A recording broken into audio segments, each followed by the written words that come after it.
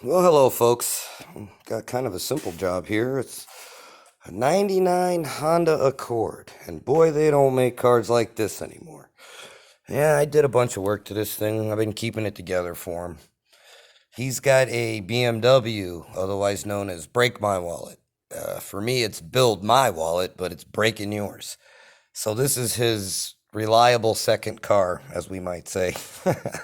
If you own a BMW, you need a second car. Um, the thermostat is actually original on this thing, I think.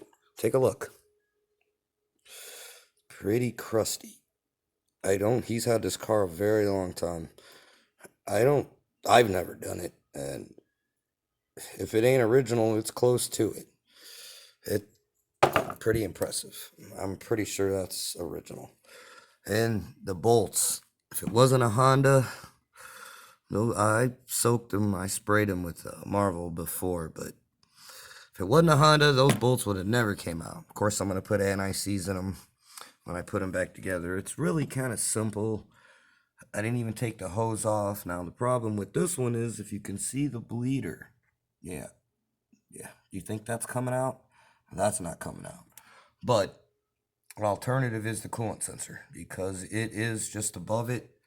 Okay, it is on the other side of the thermostat, but we'll get to that in a minute because the thermostat has what they call a bleeder valve.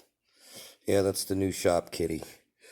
Now, when you're putting this thing in, you see those little nipples? It only goes one way, and that has to be like dead in the center of the bleeder valve.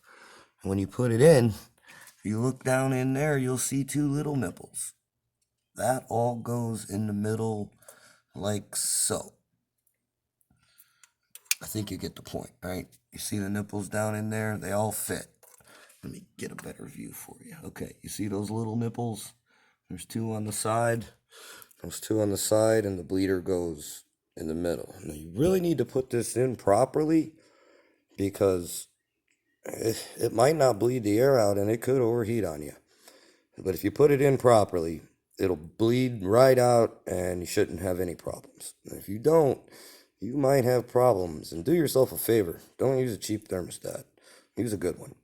Anyways, I'd recommend buying a Honda.